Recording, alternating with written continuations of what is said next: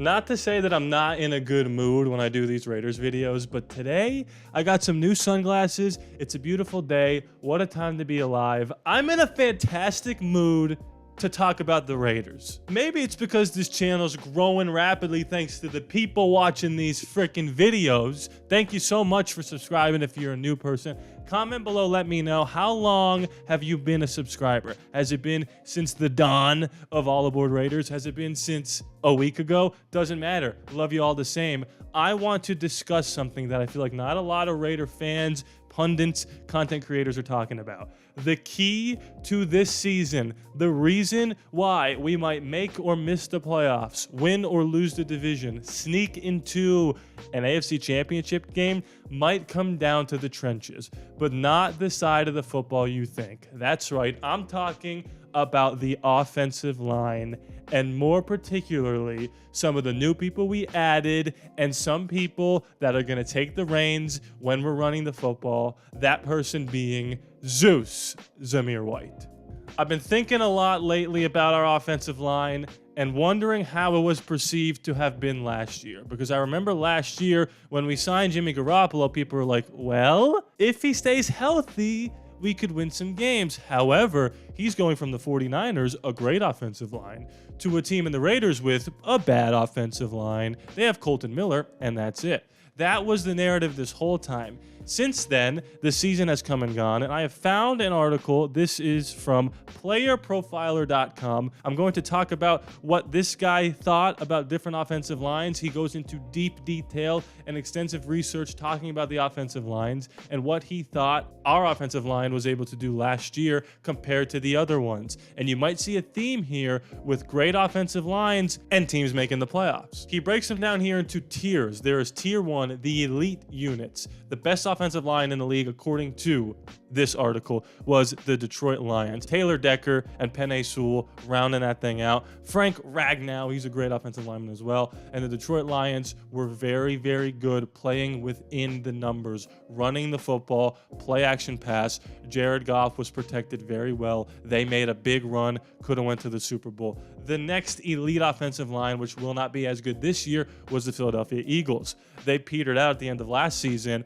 However, during the beginning of the season, they were unbeatable, had one of the best rushing attacks we've seen in a long time from a football team, and since then have made the playoffs. Those are two of the elite offensive lines. Then we get to great, just not elite. The Baltimore Ravens, John Simpson, shout out. Obviously, they have the likes of Ronnie Stanley and Morgan Moses, another great offensive line. Then you get to the Atlanta Falcons, the first offensive line on this list that wasn't a playoff team. However, they were pretty damn close to making the playoffs, and they didn't have a good quarterback. If Kirk Cousins was on their team last year, they would have made the playoffs. And then he has the Rams, a team, again, play action pass within the confines of the line of scrimmage. And then we get to his, what is that, 6th or 7th best offensive line in the league, the Las Vegas Raiders.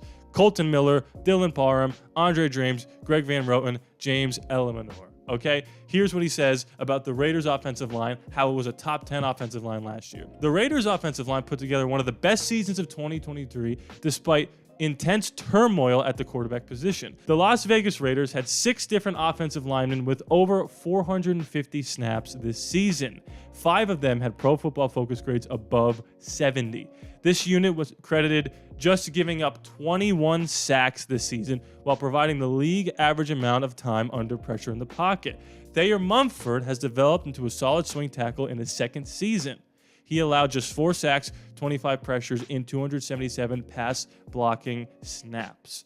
Okay, so there's a lot to discuss there. The first thing we need to talk about is Thayer Mumford. This guy has been balling in OTAs. If you go check out my OTAs video where I talked about people who were doing standout things that we didn't think was possible, Thayer Mumford was right in there. He seems to have locked down that right tackle spot. And when everyone was saying we need to go draft a right tackle in the 1st round or the 2nd round, we did not do that. And Antonio Pierce said it's because we already have our right tackle. And it's Thayer Mumford, who I will remind you is only 24 years old. This is going to be his 3rd season in the league. Kolton Miller, his 1st season was not that good. It wasn't until his 2nd, 3rd, 4th, 5th season that we figured out we had one of the best left tackles in football. If Thayer Mumford can develop like we think he can, like Antonio Pierce has said he was doing, That's our right tackle for the foreseeable future. We already got our center in Andre James. Dylan Parham is a solid guard. And then we have JPJ, Jackson Powers Johnson, smacking people in the mouth. Now, here's the thing we have to talk about with JPJ and Colton Miller. Yes, apparently they have had little injuries during this offseason training program. I think they'll be fine before minicamp, before preseason. But with this new look offensive line mixed with some steady people that we've had, like an Andre James and a Colton Miller, we've had a top 10 offensive line the past few seasons, and now it's only getting better. If you couple that offensive line with this new running back room, which has the thunder of Zamir White, the pass catching of Laube and Amir Abdullah, the lightning of Madison. 4.6 yards per carry was Zamir White's average when he took over for Josh Jacobs. When we beat the Chiefs, it was not Josh Jacobs who won the game. It was the defense, and it was Zamir White. We all saw the video of him lifting in the offseason, and he was screaming at the top of his lungs, "Somebody's got to do it!" And I think Zamir White is going to be the one to do it. He could have a top 10 running back season, not only because he has the ability to do it. Let's not forget he went to Georgia.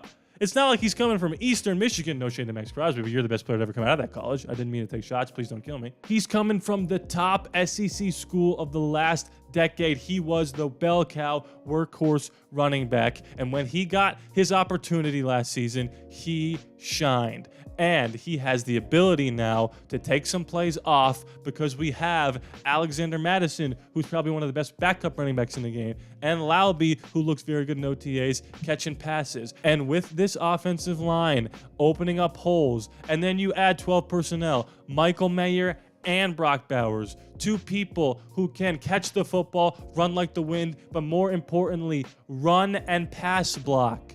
You will not touch the quarterback. And when you have a quarterback who isn't an escape artist, and Gardner Minshew can roll outside the pocket and make some plays, these guys are not Patrick Mahomes or Lamar Jackson or Josh Allen. If you get pressure on them, they will probably get hit.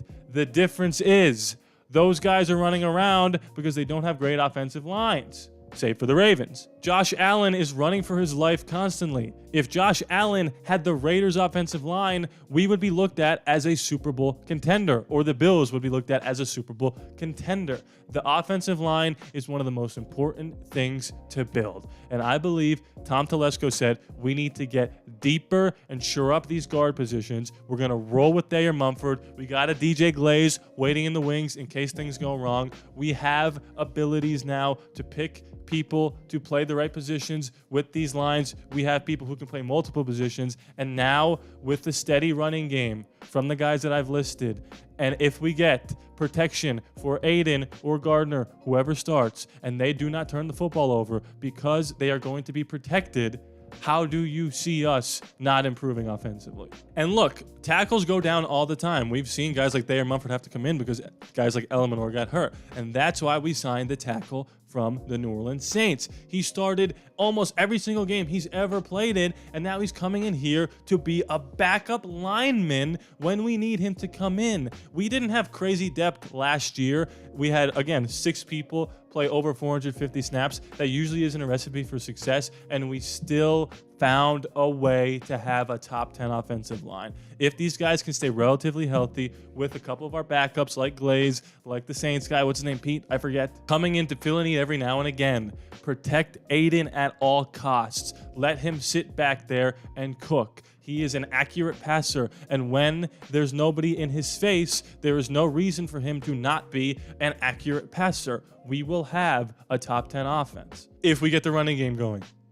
That opens up play action.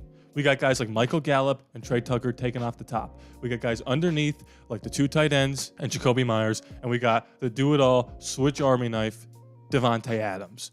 This is starting to come together faster than people realize, faster than people are willing to give credit for. And look, every time the Raiders win more games than the Vegas predictions, no one's ever expecting them to do so. So we are right where we want people to see us. We want to be under the radar. People want to underestimate us. That's how we like it. I see people complaining a lot of times that people aren't giving us our due credit. Let them sleep. You heard of let them cook? let them sleep. Let them take their naps, because they're going to look up and all of a sudden it's going to be week 12 and we're going to be 8-4. And people are going to be like, wait a second. The Raiders are 1 game out of first in the division. Wait a second. The Raiders are about to clinch a playoff spot with 2 weeks to go. And it's not going to be because of anything flashy. It's going to be because we're going to win the war at the line of scrimmage, defensively and offensively. And when Zamir White is a top 10 running back in the league, give him his credit because he deserves it. But look no further than the offensive line. And I think that's exactly what he would tell you. Anyway, guys, thank you so much for watching this video. We're trying to get to 10K subs before the season. Can we do it? I don't know. It's going to be tough, but we're pushing. We're trying our damnedest. Can you consider subscribing? Get me to 10K before the new league year starts. That would be insane. Drop likes, drop comments. What are your thoughts on all this? Top 10 offensive line. Who should you start? In what positions? Who's going to be the starting running back? Is it going to be Zamir? Blah, blah, blah. Let me know your thoughts. Please be sure to subscribe. It is free after all, no charge to you. I love you guys, and I'll see you next time.